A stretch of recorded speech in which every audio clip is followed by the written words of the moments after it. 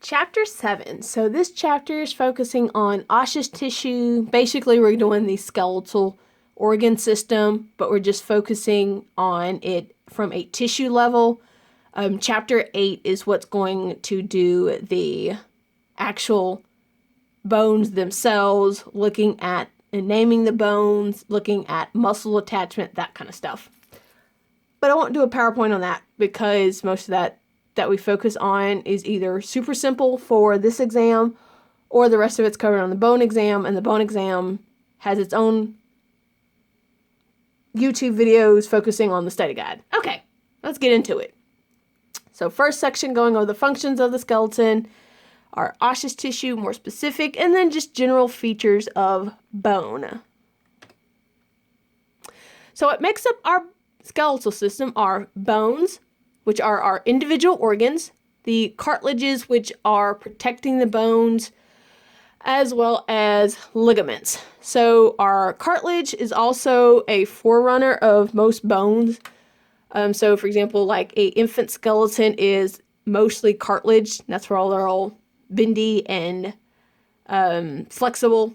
It also covers a lot of joint surfaces of your mature bone, so it keeps that cushion between them. With your skeletal system, you have ligaments that help connect bone to bone to keep them together. Another type of connective tissue that you'll see associated with the skeletal system are tendons, which attach muscle to bone. So sometimes when that attachment of the muscle to the bone happens, that tendon continues on and helps to also keep the joints together, so keep those bones together. So doing a little bit of extra work. Okay, functions of the skeleton. So help support the body, so keep us upright. Our jaw bones help to support our teeth, so our maxilla, the one on top, our mandible, the one at the bottom. And then some bones support our viscera, so our internal organs. They help with protection. So, there's a little dude here. There we go. Brain is protected by the skull. Our spinal cord is protected by the vertebra. Our heart and lungs are protected by our rib cage. Helps with movement. So when our muscles contract, they pull on the bones and you're able to form different types of movements. Helps with electrolyte balance. So making up our bones are a bunch of minerals, so particularly your calcium and phosphate. So you actually can exchange that with your blood so you can maintain a balance of those electrolytes. Next, helps with acid-base balance. So depending on your phosphate and carbonate levels, able to balance the pH of your body. So helping to make sure that your body doesn't become too acidic or too basic. And then lastly, inside the bones, particularly for adults in like long bones, you have red bone marrow that's going to make your blood cells. So both red and white. So our bone is made up of osseous tissue. So the formation of that, we start off with a collagen fiber, and then that collagen fiber is mineralized, kind of like how you do rock candy, in order to create the bone tissue. So with our bone tissue, with our bones, we have different shapes, and they're just in general categories based on their shape. Not on the study guide, so let's keep going. Okay, so two types of bones. We have compact bone and we have spongy bone. So on the inside of our bones, we have spongy bone. It looks soft. It's not. It's still calcified and mineralized collagen, so you still are going to have a really tough structure on that. And we do have some examples in the lab where a bone is cut open so you actually can see that. On the outside of all spongy bone is compact bone, so a more dense layer of protective covering. And those have specific types of subunits in there that we'll talk about later. So both spongy bone and compact bone is covered by different connective tissue, and we'll actually talk about that later. So that spongy bone also helps to make your bone, your skeleton system being a little bit lighter since you have the kind of open spaces in between it. So it's actually filled with marrow. Okay. So in our long bones, so like these, the long ones. You have two different major structures. You have your epiphysis, which is the enlarged ends portions of the bones, usually where there's a joint. And then the diaphysis, which is the shaft region. So inside these long bones, again, you do have compact and spongy bone. So compact bone running through... Pencil. I fell. Okay.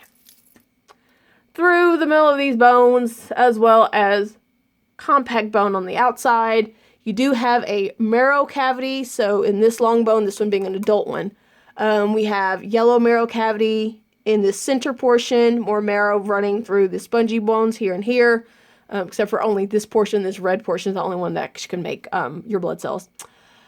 Covering the outer portion of our long bones, we have our periosteum, so think perimeter, so peri for perimeter. That's going to add a protective layering around this whole organ, which is the bone. So each individual organ is considered each individual bone is considered an organ of your skeletal system. Okay, so at the places where you have a joint connector, so this being a femur on the screen, here's our little skeleton dude. So where you have this joint connector, there's articular cartilage. So another way of saying a joint is a articulation. So there as well, down here at the bottom where we have our knee joint, that's where we have articular cartilage, and that also makes a protection between those two bones where they connect.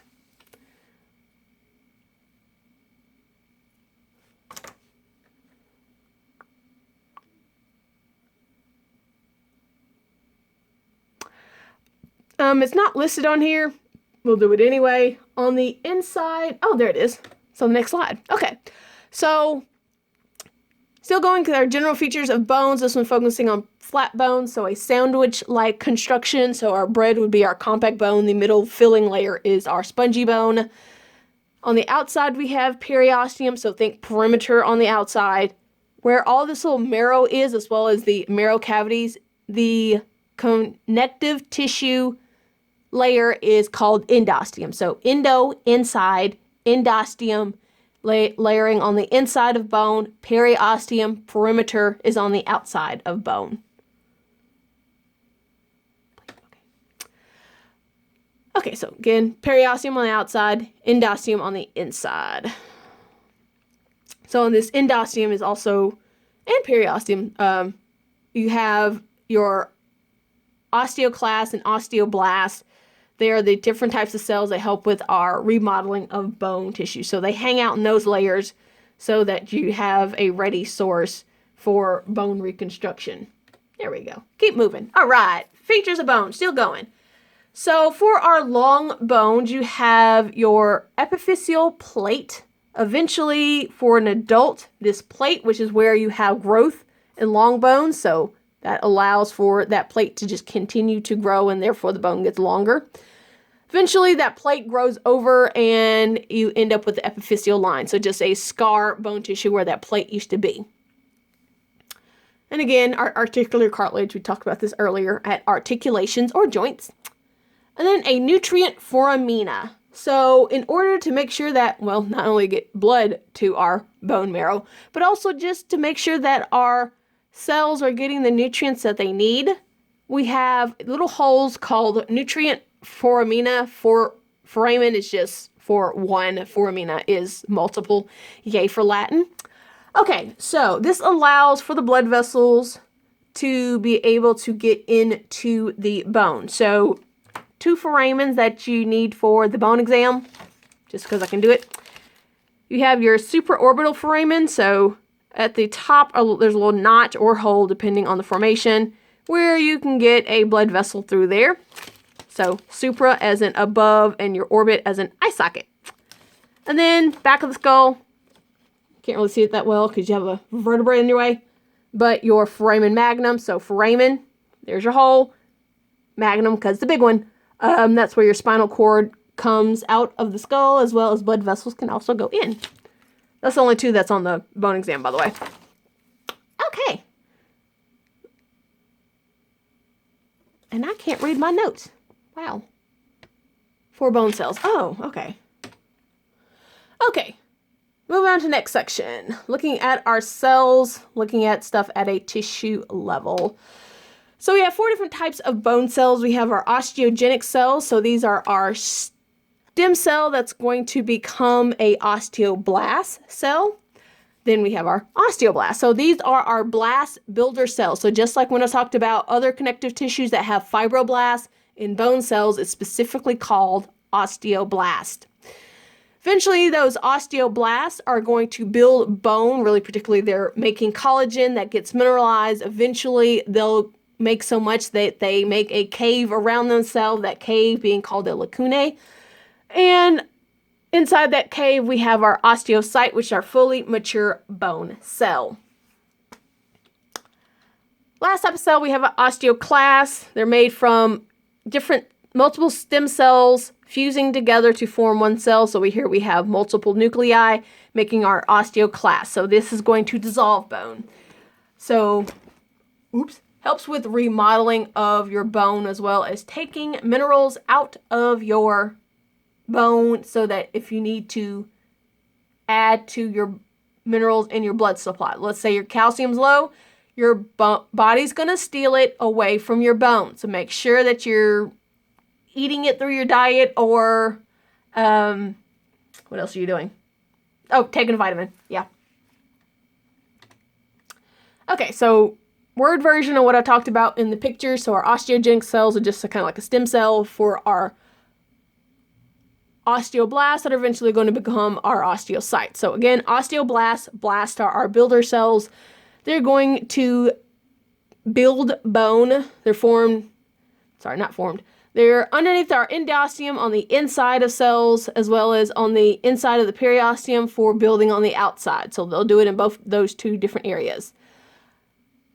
If your bones are under stress, so let's say you start working out, you end up building muscle that adds more weight as well as the weight of the dumbbells or whatever you're using, that stress is going to stimulate those cells to make more bone. Those cells then allow for the creation of more bone so that you can add to that weight. So be able to withstand the extra weight that you're doing. This blast cells also create the hormone osteocalcin. Okay, so eventually these osteoblasts are going to build bone around themselves until they get trapped into a lacunae. So this is an actual osteocyte in a lacunae, so the little cave. So when these osteocytes are trapped in that lacunae cave, they're not like just sitting there not doing anything. They're like, okay, job done. No, they're still monitoring the stress on your bones. They are able to communicate to other osteocytes using the caniculi. So these cell extensions, they'll move through these little caniculi that connect our lacunae caves, and that able to talk to other cells as well as share nutrients. So we have gap junctions for that. And again, active strain sensors telling, okay, do we need to remodel the bone, add to it, get rid of some stuff, and helping our bones to be able to reshape when necessary.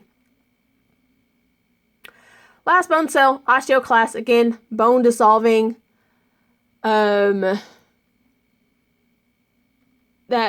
type of cell, which I think should be in this, yeah, it should be in this one. This type of cell, they're going to remove bone, and that helps with bone remodeling.